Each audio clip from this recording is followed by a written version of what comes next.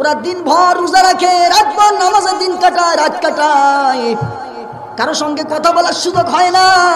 এই মদিনার বুকে যারা অনাহারে ছিল তাদেরকে খাবার তুলে দিয়েছে, যারা অসুস্থ ছিল তাদেরকে সেবা করেছে। ওদের মতো ভালো মানুষ আর হতে পারে না। ওদেরকে ডিস্টার্ব করা যাবে না, ওদেরকে দোয়া কালাম করতে দেন। কয় না না না, ওই তিনজনকে হাজির করা লাগবে।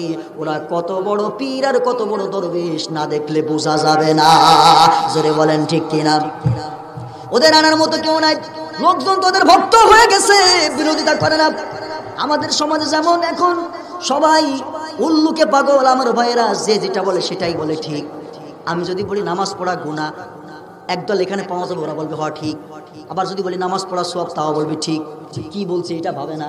বক্তা ওয়াজ করতেছে হাদিস থেকে বলে না কিতাব থেকে বলে, কোথার থেকে বলে নাকি মাজারের থেকে বলে, কোন পীরের থেকে বলে, কি বলে, এটা যাচাই বাছাই না করে যেটা বলে ওইটাই কয় ঠিক।